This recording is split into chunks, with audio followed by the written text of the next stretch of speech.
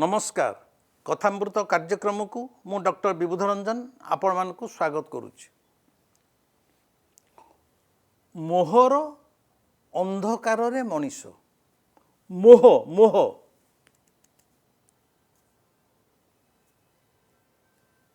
मोहटा को आपण बुझीपारुथिबे।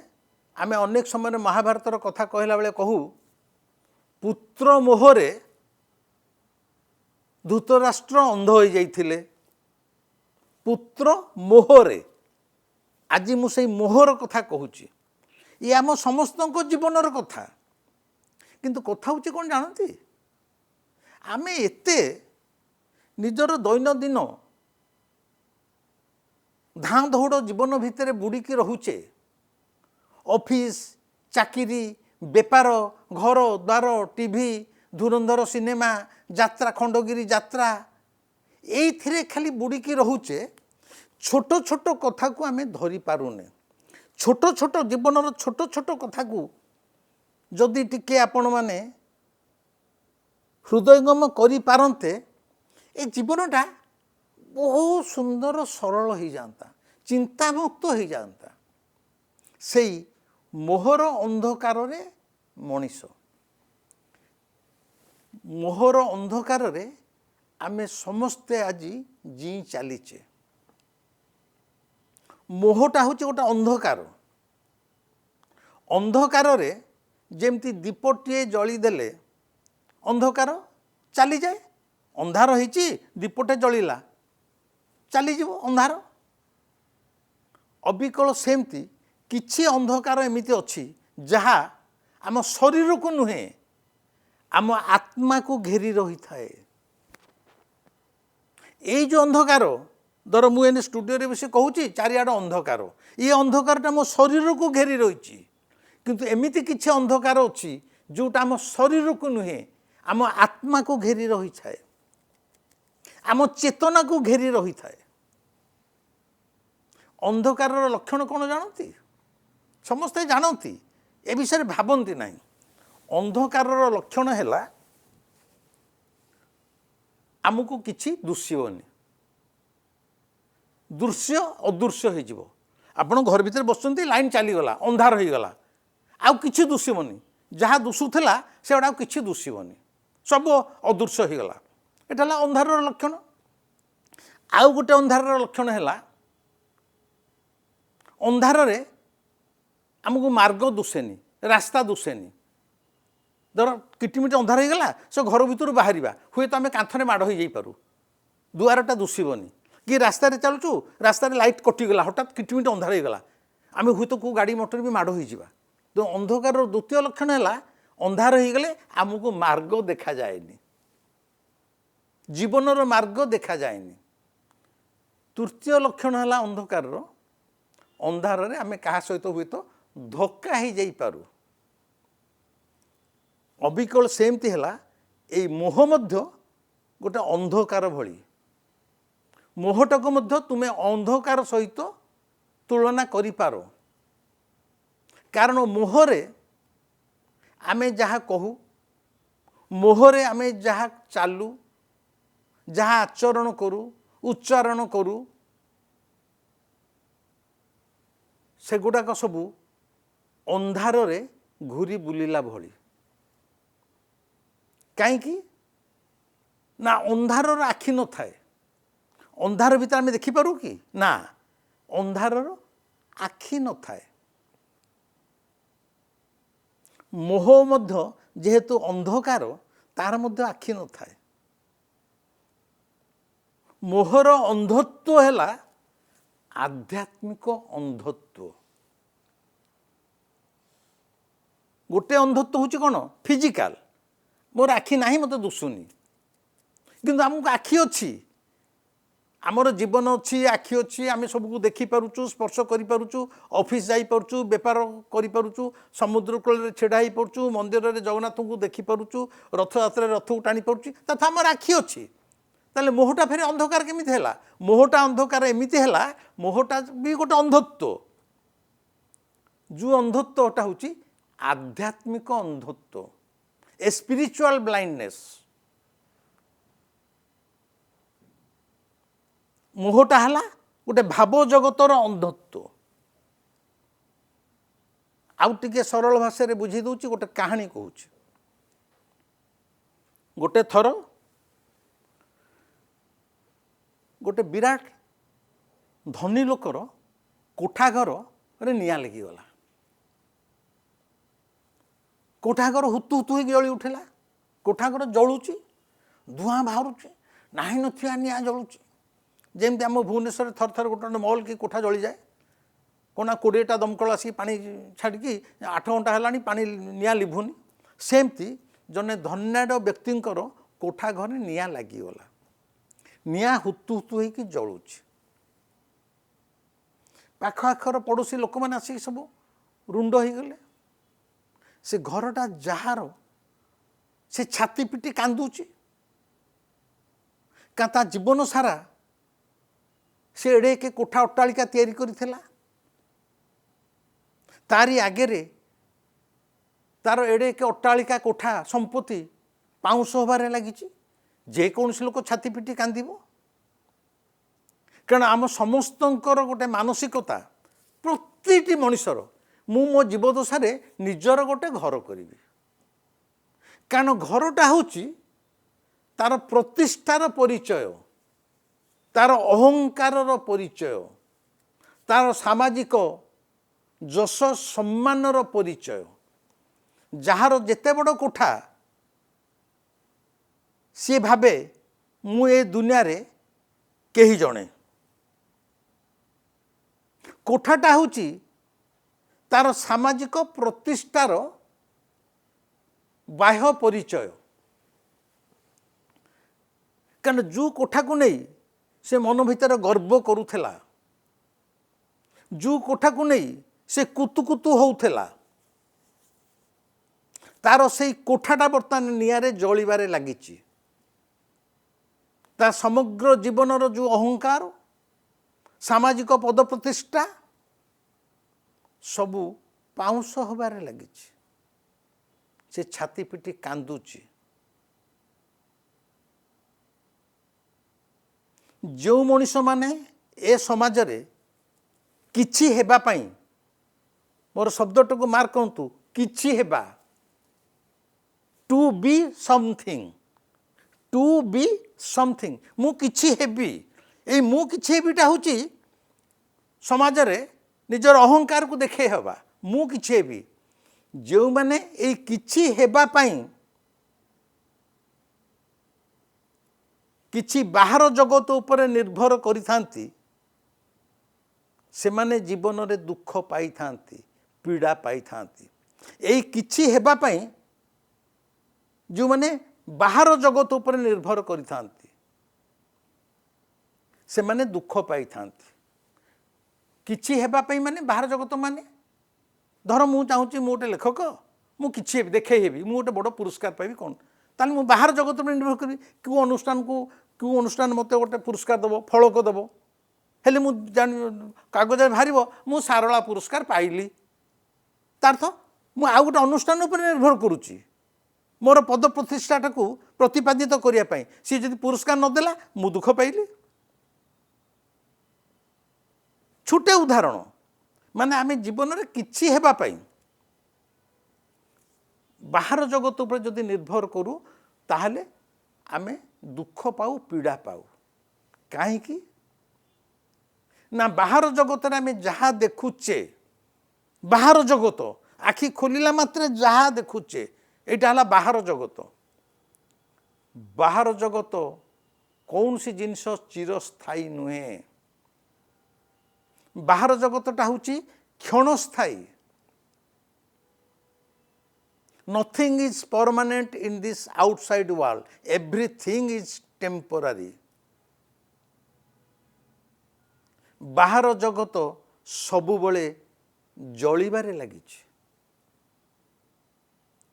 ଆମ ସମସ୍ତଙ୍କର ଯିଏ ବାହାର ଜଗତ ଉପରେ ନିର୍ଭର କରୁଛି, ସେ ବାହାର ଜଗତଟା ସବୁବେଳେ ଜଳିବାରେ ଲାଗିଛି।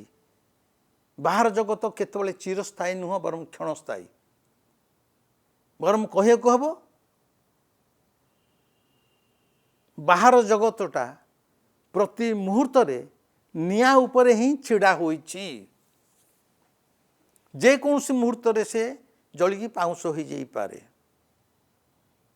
से लोकटी से धनाढ़ व्यक्ति जार घर जली जाउथला से छाती पिटी कांदुची ठीक एतिकी बेलू जड़े पाख पड़ोशी दौड़ी दौड़ी आसला कहला अरे तुम कांदुस कि तुम ये जो घरटा नुह यहाँ काली बिक्री सरी तुम पुओ बिकी तुम जान सी जहाँ को बिकी ताठू आडभांस भी नहीं आसी तेणु तुम कांदुच कहीं एतिकी जेमती से घर मालिक कान में पड़गला जे घरटा गत काली बिक्री हो जाए पुओ आडभांस नहीं सारी ठक किनी तार आखिरू कांद बंद हो गला कांद बंद हो गला लुह गड़िया बंद हो गला सी सेतले जानिला बर्तमान ये घरटा मोर नुह ये जो घरटा जली जाऊँगी एटा मो घर नुह ता भितर दुख चलीगला आउ गोटे कहार घर जलुची जदि आउ जनकर घर जलु थाए आम कौन कांदू कि आउ घर किए मरीगले आम कौन कांदू यहाँ हूँ मोह एटा मो घर थिला मो घर जेहेतु जलुला मु कांदुली जेतेବେଳେ शुणिला ए घरटा बिक्री होगापी पुओ क्या गोटे बिकी देती टंका आडभांस नहीं आसी बर्तमान ता घर अन्य घर लोक घरटा जलुची एटा मो घर नुह दीर्घ दिन धरी ता घर को नहीं मोह मोहर जो चेर शक्त चेर जाबुड़ी धरी बर्तमान से मोहर चेर छिड़गला मो घर एटा मोह मोह दिस इज माई हाउस जेहेतु घरटा बिक्री सरची से मोहटा तार भांगीगला जो किछि क्षण पूर्वर ता गोड़ हाथ थरुला बर्तमान गोड़ हाथ स्थिर हो गला आखिरू लुह बाहरलानी आखिरू लुह कहीं बाहरुला घर जली जाऊला बोली नुह से जो लोकटी कांदुला बुझाक चेष्टा करूँ घर जली जाऊला बोली आखिरू लुह बाहर नाला लुह बाहरुला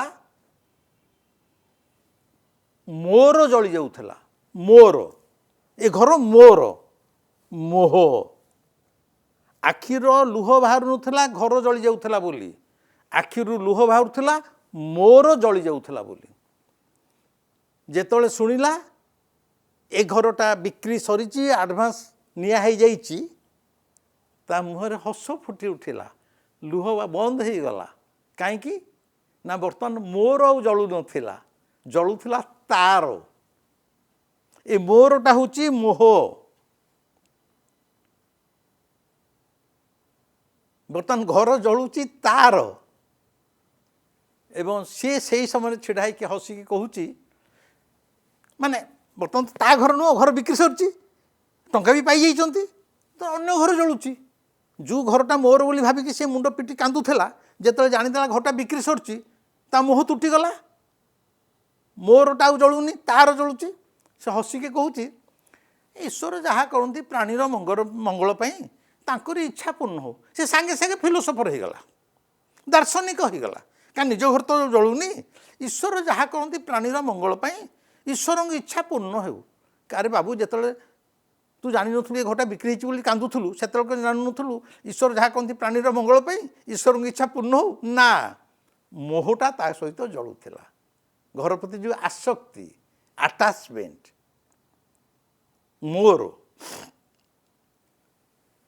से हसी हसी कहूँ ईश्वर जहाँ कहते प्राणीर मंगलपाई ठीक एतिकी बेलू ता पुओ दौड़ी दौड़ी आसला कहला बापा बापा ये घरटा मु काली आडभांस देइथिली माने बिकी देइथिली लोकटा भी आडभांस देइथिला किंतु आज सकाळे आसिकी से आडभांस फेरई देला कहला मु ए घर किणिबिनी एतिकी जेम शुणिदेला बाप पचारा ये घर बिक्री ହେଇନି ना नहीं से बिका होता आडभांस देइथिला किंतु आज सकाळे से लोकटा आडभांस टंका फेरई देला एवं कहला मु ए घर किणिबिनी भाँ कि से लोक आखिरू गदगद होइकी पुणी लुह बही आरंभ कला बर्तमान मोह पुणी फेरी आसला जोटा तार थिला ता घर जलुला बर्तमान से जाइला पुणी एटा मो घर जलुची गोटे मुहूर्त रे पुणी लुह माने फेरी आसिले पुणी छाती पिटी कांदिला जानिला ए घरटा बर्तमान मोर जू केते समय पूर्व से हसी हसी कहूला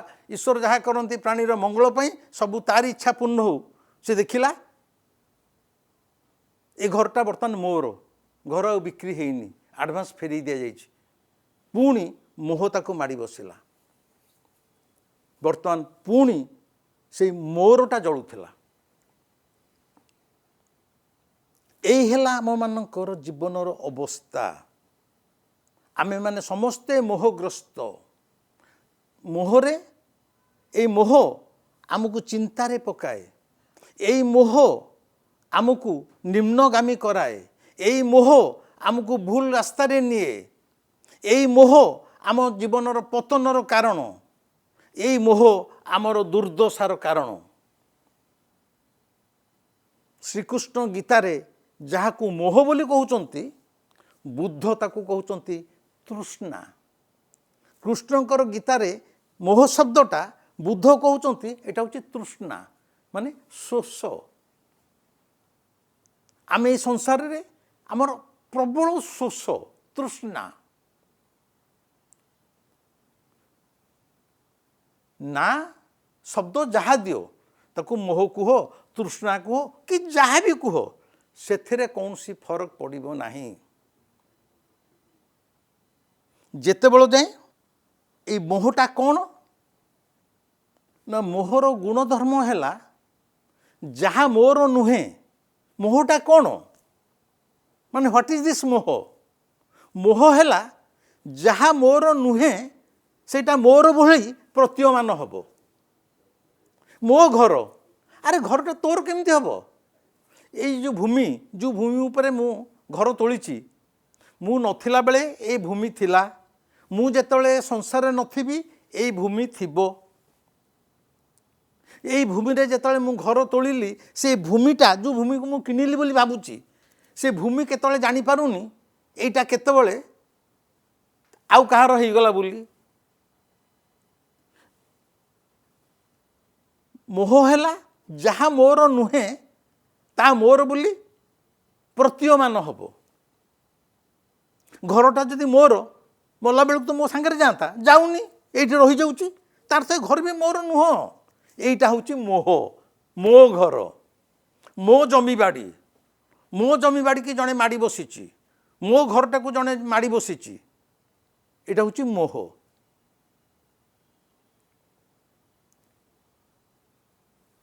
यही मोहर माया जाल रे आमे समस्ते पड़ीचे मो स्त्री मो पुओ मो झियो मो घर मो गाड़ी मो बाड़ी ये हूँ मोहर माया जाल मु आउ मोर यही परिव्याप्त मानसिकता होउची मोहर अंधकार मु एवं मोर यही परिव्याप्त मानसिकता होउची मोहर अंधकार यही हूँ मोहर अंधकार माने ये सबु किछि मोर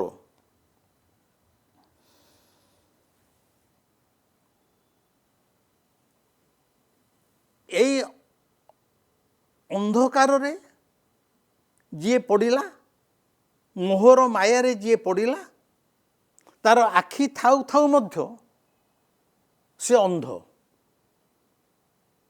मोहर अंधकार रे मनीष कारण मोह भितर जी रहिला मोह भितर जीवन जी रहिला से सारा जीवन अंधकार रे पड़ी रहिला आखि थाउ थाउ मध्य से गोटे अंध मनीष से कौन करुची से निजे जानी पारे नहीं से कु रास्ता रे जाउची से जानी पारे नहीं का मोह मु कहिची अंधकार जो तीनिटा लक्षण जने मार्ग भी पाइबनी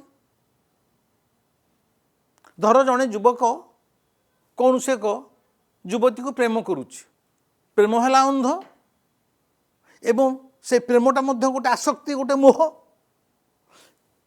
से प्रेमर रास्ता अंध मुहाणी रास्ता से कुआड़े जाऊँचे जानीपे नहीं नथिबा जंत्रणा पीड़ा पाइपे कारण मोह हूँ एभली एक अवस्था मनीषर जहाँ भितर पड़गले कौन सी जिनस दृश्य अदृश्य हो जाए मार्ग आउ देखा जाए नहीं मु कुआडे जीवी कौन करी ठीक रास्तार जाऊँगी ना जाऊनी से गुड़ा आउ किछि विचार परिसरभुक्त हुए नहीं। मोहर अंधकार पड़े मनीष मनीष सहित धोखा खाए। धोखा खाए माने आमर संपर्क बिगड़ी जाए केवल मोह पाई मु आ मोर ये जो स्वार्थ माने मोह सहित मोह पछे पछे स्वार्थ तार गोटे छाई भाया चली थाए तापाई आमर संपर्क बिगड़ी जाए। पड़ोशी सहित मध्य आउ सुसंपर्क रहे नहीं। अनेक क्षेत्र में समाज रे आमे जन असामाजिक प्राणी हिसाब मध्य परिगणित हो। एटा होची मोहर अंधकार रे जीवा सहित समान। जी मोहरे पड़िला से सारा जीवन अंधकार रे जीला। जी मोह भितर बाहरी आसिला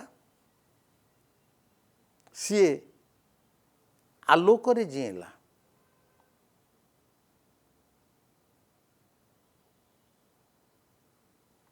धृतराष्ट्र पुत्र मोहरे पड़िथिले।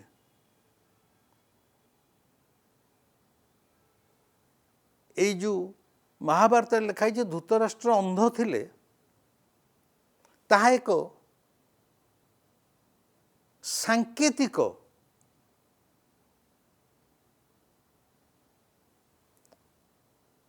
व्याख्या। से प्रकृत फिजिकली अंध थिले कि मु कहि परिबिनी किंतु से अंधत्वटा थिला आध्यात्मिक अंधत्व। माने से तार निज पुओ दुर्योधन प्रति तांकर एते दुर्बलता थिला बा तांको पुत्र मानक पई तांकर एते दुर्बलता थिला जोटा कहा जाए सब पुत्र मोहरे धृतराष्ट्र एवं यही मोह पाई कौरव वंश निपात हो जाइथला। बुझे को चेष्टा करंतु माने मोहटा आम जीवन रे क्यों विपर्जय टाणी आने। मु एवं मोर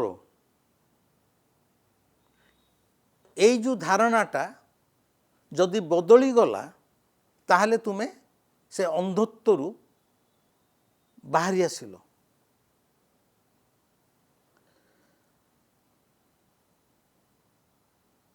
जेतेबेले अंधकार रे गोटे दीपटे जली उठे अंधकार चली जाए। पूरा अंधार घर अच्छी दीपटे जली उठिला ताले अंधारटा पूरा चली गला। किंतु जेतले मु मु मुटा को आपण इन्वर्टर भीतर रखंतु मु आई किंतु मुटा जेतले जली उठे धर गोटे दीपटे जली उठुची अंधकारटा चली जाउची। अंधार भितर दीपटे जली उठिला अंधार चली गला किंतु मु बोली जो दीपटा मु माय आई इंग्लिश अल्फाबेट आई मु जेतले जली उठे सेतले अंधकार घोटी जाए। दीप जलिले अंधकार चली जाए। निजर मु माने अहंकार मु गर्व ए मुटा जेतले जली उठे जेते हुतु हुतु कि जली उठिबो जीवन रे अंधकार चली जाएनी। मु जली उठिले अंधकार घोटी जाए। तेणु बंधु से जार घरटा जली जाउथिला जेतले से शुणुची ए घरटा मोर से कांदुची छाती पिटुची। जेतले जणे आसी कहि दउची ए घरटा तोर नुह बिक्री हो सारी सांगे सांगे से जो मोहर चेरटा कटि जाउची। ଏବଂ ଲୁହ ତାର ବନ୍ଦ ହେଇଯାଉଛି। ସେ କହୁଛି ଈଶ୍ୱରଙ୍କର ଯାହା ଇଚ୍ଛା, ତାଙ୍କର ଇଚ୍ଛା ପୂର୍ଣ୍ଣ ହଉ। କାରଣ ସେତେବେଳେ ମୋହ ଆଉ ରହୁନି, ମୋର ରହୁନି। ଘର ଜଳୁଥିଲା ବୋଲି ସେ କାନ୍ଦୁ ନଥିଲା, ଲୁହ ବାହାରୁ ନଥିଲା। ମୋରଟା ଜଳି ଯାଉଥିଲା ବୋଲି ତାର ଲୁହ ବାହାରୁଥିଲା। କିନ୍ତୁ ଯେତେବେଳେ ତା ପୁଅ ଆସି କହୁଛି ନାଇଁ ଆଉ ଘର ବିକ୍ରି ହେଇନି, ସେ ଆଡ଼ଭାନ୍ସ ଫେରିଦେଲା, ପୁଣି ମୋହ ଆସି ଫେରିଗଲା, ପୁଣି ମୋହ ମାଡ଼ି ବସିଲା। ସେଇ ଯେଉଁ କହିଲି, ଏଇ ଯେଉଁ ମୁଁ ଆଉ ମୋରର ପରିବ୍ୟାପ୍ତ ମାନସିକତା, ତାହା ହିଁ ହେଉଛି ମୋହର ଅନ୍ଧକାର। ତେଣୁ ତୁମେମାନେ ଏଇ ଜୀବନ ସାରା ମୋହରୂପୀ ଅନ୍ଧକାରରେ ଜୀବନ ଜୀଇବାକୁ ଚାହୁଁଛ ନା ତୁମ ଭିତରରେ ଥିବା ସେଇ ମୁଁଟାକୁ ନଷ୍ଟ କରିଦେଇ ଦୀପର ଆଲୋକ ଶିଖାରେ ଜଳିବାକୁ ଚାହୁଁଛ? ତାହା ତୁମ ଉପରେ ନିର୍ଭର କରେ। ଏ ନିଷ୍ପତ୍ତି ତୁମର। ଆଜି ପାଇଁ ରହିଲି, ନମସ୍କାର।